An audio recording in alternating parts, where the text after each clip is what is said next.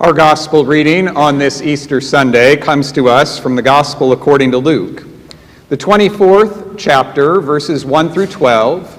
If you'd like to follow along in your pew Bibles, I'd invite you to do so at this time on page 860.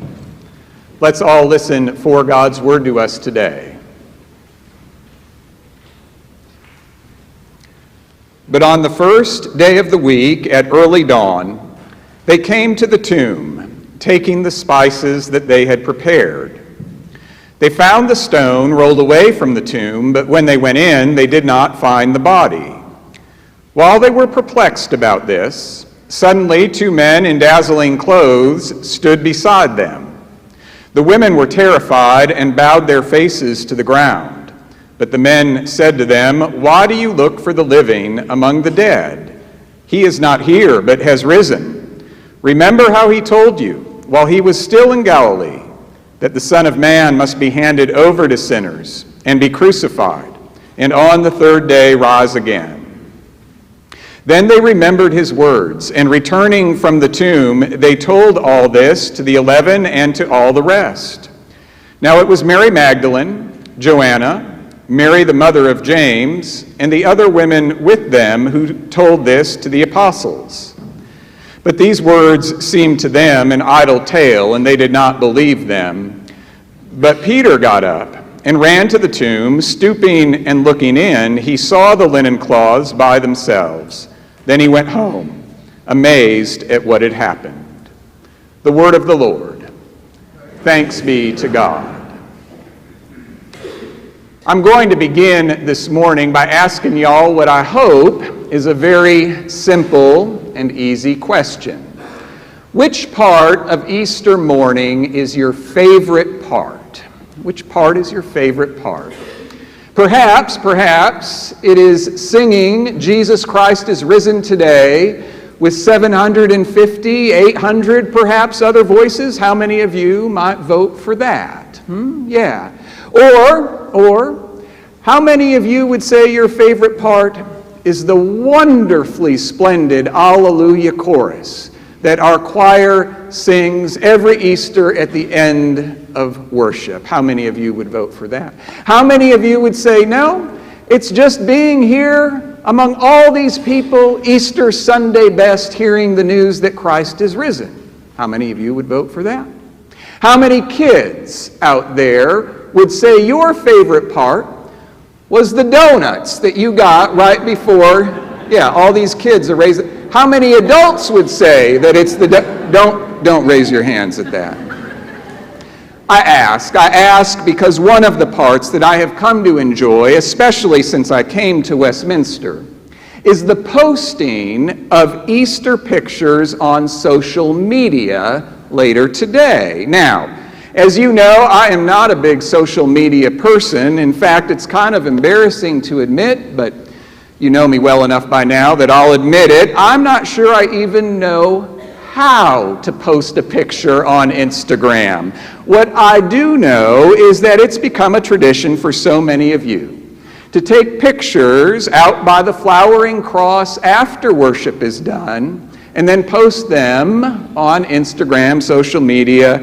I really enjoy looking at those pictures every Easter evening. Why do I love those pictures? Well, we'll get to that in just a little bit. I think there's more to those Easter pictures than initially meets the eye. But let me invite you right now to take a look at some other Easter pictures today. The pictures I want you to look at this moment can be found on the insert to your bulletin. There are 2 paintings on one of your bulletin inserts today, so pull that insert out and take a look at those paintings. Both paintings are of Easter, and yet they tell the story of Easter in remarkably different ways. The one on top is by the German painter Hans Memling. It comes from the late 15th century. Notice the angel, if you will, removing the top of what looks to be a coffin as Jesus quite literally is stepping out of his tomb at Easter. What this painting does is describe Easter as a particular event within history. Time is rolling along, and then whoosh, Easter happened. And then history continued to happen. Not a poor description, but take a look, if you will, now at the second painting, the one on the bottom. This one is by the Italian painter Tintoretto. It was painted about 100 years later, and Tintoretto's image of Easter, I hope you can see, is different than Memling's. Notice the light and the darkness in Tintoretto's painting. The darkness that exists in the world below, the light that surrounds the risen Christ coming from God, breaking into the darkness. Instead of Jesus climbing out of a tomb, Tintoretto gives the impression that the heavens are being opened on Easter, and the risen Christ is breaking through at Easter, bringing light into a dark and death-determined world at Easter. Perhaps, you can see the women coming to the tomb in Tintoretto's painting. They're on the left side, literally at the border between the darkness and the light as they approach the tomb, and the light, Easter light, is already starting to claim them, to call them. If I can put it this way, Tintoretto paints on a larger scale. He does not just present Easter as a hopeful event that happened once long ago within history. For Tintoretto, Easter is the hope of the living God that breaks into history, a hope that surrounds history, is more expansive than history, and is even larger than time itself. Now, I know that's a lot to swallow first thing out of the gates on Easter morning, so maybe a simpler way to put it is like this. Tintoretto's expansive view of Easter reminds me of something a colleague once said. He described the hope of Easter this way: do not live in a smaller world than the one that God has given you. Do not live in a smaller world than the one that God has given you. I think this is the message that the angels deliver to the women when they come to the tomb. Why do you look for the living among the dead? That's what the angels say to the women. If you're looking for Jesus, you're in the wrong place. You're no longer living in a Good Friday world, a world in which might makes right and death gets the final word. You're living in an Easter world, they say, one in which the love of God cannot be contained. In other words, what they say to the women is, do not live in a smaller world than the one that God has given you. Then comes my favorite part of this text. Remember how he told you that the Son of Man must be handed over to sinners and be crucified, and on the third day rise again. Then they remembered his words, and that's when they told the other disciples. I love that part of Luke's Easter story. They remembered his words. It means that Easter hope begins with memory. It begins with recognition. So, let me test y'all's memory right now. I know how much you enjoy the Bible pop quizzes that I love to give you on Easter Sunday morning. Here's your question. How many women did Luke say went to the tomb on that first Easter? Thursday morning Bible study participants, you are not allowed to shout out this answer.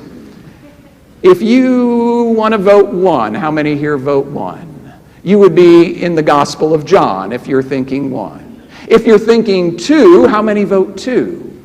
You would be in the Gospel of Matthew. How many people vote three? There's only like 5 hands in the air. You know where I'm going with this. If you voted 3, you would be in Mark's gospel, but what does Luke say? Now it was Mary Magdalene, Joanna, Mary the mother of James, and the other women with them. Wait a minute. The other women with them.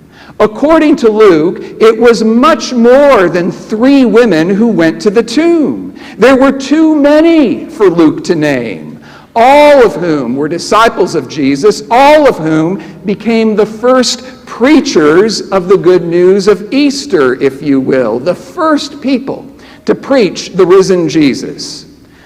By the way, as an aside, if the first preachers of Easter were women, how in the world did God's church ever get it in its head that women should not be ordained to be ministers of the gospel? Can I get an amen to that? That's a sermon for another day. Back in Luke's day, at a time when women were often treated as second-class citizens at best, or someone's property at worst, saying that a community of women were the first witnesses of Easter, that's not just a radical statement. It's a profoundly hopeful statement. It's a way of saying that God chose people to hear about Easter and spread the news about Easter, people whom no one would have ever imagined that God would choose. It is Luke saying to the church of his day, do not live in a smaller world than the one that God has given you. Have you ever done that before? Have you ever found yourself living in a smaller world than the one that God has given you? I remember a number of years ago now, there was a death in our extended family. And that death was like a blanket. The sadness that I felt in the days that followed the funeral, it just kind of covered everything. And then in the weeks that followed, with the congregation I was serving at that time, I preached a sermon in which I quoted C.S. Lewis. You know C.S. Lewis, right? Lewis wrote a marvelous book after the death of his wife called A Grief Observed. In one passage, Lewis writes, all that stuff about family reunions on the further shore, it rings false. The exact same thing is never taken away and given back. Now, my point in quoting Lewis in that sermon was to say that resurrection is new, not something we've ever seen before. But I missed something in that sermon, and I'll never forget the gift that one of my parishioners then gave to me by coming by my office after worship was done. Ben, she said, there is more hope in the gospel story than you preached today. I asked her what she meant. She replied, there's plenty in the Bible about a heavenly banquet, about how we will be in community with one another after we die, how we will see our loved ones again. We call it the communion of the saints. The communion of the saints, she went on, means that we will be reunited with those we love, but in a way that's different than the union and the love that we experience right now. We will all be together, she said to me, but I believe the Bible tells us it will be in a new way. The love will be there. The depth of the love that we have for one another and for God, it will be there. It will be even greater than it is right now. And then she said something that has always stuck with me. The love will be real. It will be profound. But the possessiveness will be gone. You know what happened there, right? I was living in a smaller world than the one that God had given me. And the risen Christ sent someone to me, reminding me about the hope of God, moving me out of my narrow world and putting me back where God wanted me to be. This, I think, is what Luke's Easter story is all about. The risen Christ showing up not just in our future, not only holding all of us and our loved ones together in the promised day of God, but the risen Christ showing up in our lives today. Will Willimon, the former Methodist bishop who has preached here at Westminster on a couple of occasions, says that he is still haunted by a long conversation he had with someone in one of his earlier congregations. This parishioner told Dr. Willimon that one evening, returning from a night of poker with his pals, he had a stunning vision of the risen Jesus. Christ appeared to him undeniably and vividly. Yet even though this event shook him and stirred him deeply, in 10 years, this parishioner had never before told a soul. Dr. Willimon pressed him on his silence. Were you embarrassed to tell people? Were you fearful that others might mock you or fail to believe that this really happened? No, he said.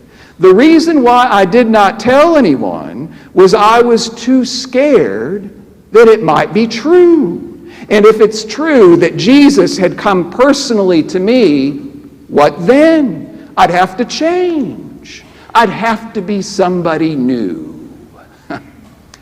I wonder if that's the real reason that you and I choose to live in smaller worlds than the one that God has given us. Because the status quo is often much simpler. When the risen Christ enters our lives, he demands action. He requires change. We can't just sit still. We can't simply sing Alleluia in the morning and then go take a nap in the afternoon. Actually, let me take that back.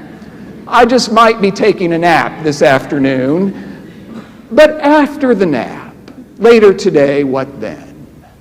Well, that brings me back to those Easter pictures. Why do I love those Easter pictures that you will take later today? Because those pictures remind me every Easter of where I can find the risen Christ. I hope you haven't forgotten this, but just in case you have, let me remind you, because hope begins with memory. Easter, the risen Christ, can be found in you. The risen Christ comes to every one of us and can be seen in you and you and you and you. And there's like 800 people in this room, so I'm not going to say 800 yous, but you get the point. You get the point. I hope you know this. The risen Christ promises to show up no matter what world you're living in right now. If you are currently taking care of an aging parent, and you've got siblings, but they live in other states, they're not around to help. You're seeing your mom every week, you're paying the bills every week, and it's beginning to drain you and cause you to feel a little bitter. Remember the news at Easter. Do not live in a smaller world than the one that God has given you. If you have been suddenly struck by an illness this year, and you feel like the rug's been pulled out from under you and you don't know what the next month or next year will hold, remember the news at Easter.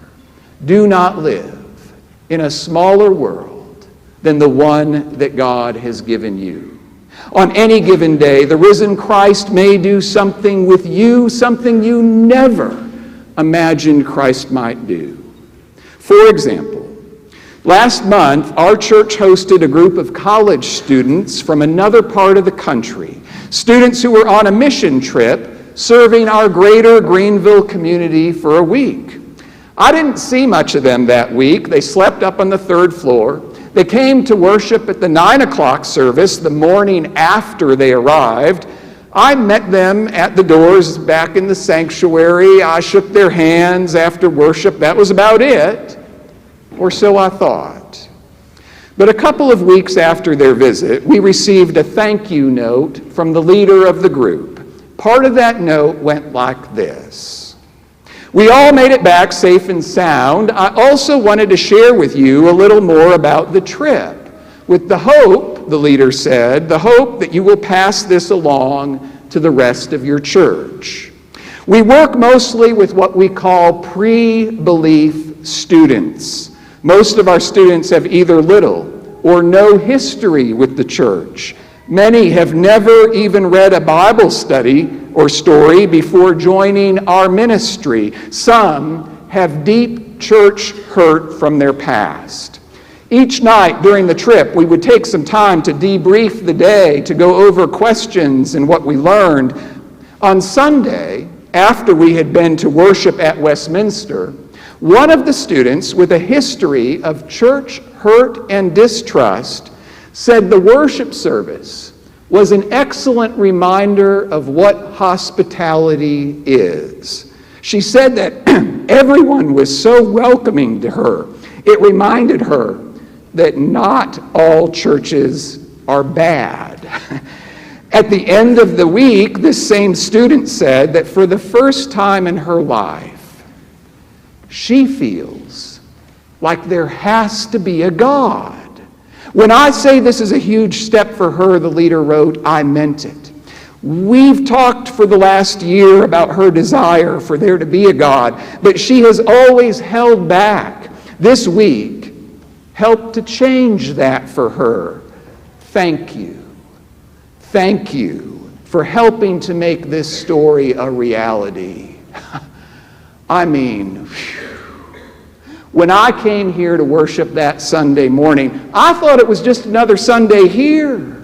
But it wasn't just another Sunday for that student. And it wasn't just another Sunday for the risen Christ. The risen Christ, whether you knew it or not, was at work in you, bringing someone closer to God because of you. Look, I began with an easy question. Let me end with one too. Do you remember the good news this morning? Christ is risen. No. Y'all can do much better than that. Christ is risen. He is risen indeed. Good. Which means we all have a job to do. Say this one with me too. It starts, do not. Do not live in a smaller world than the one God has given you. Hallelujah. Amen.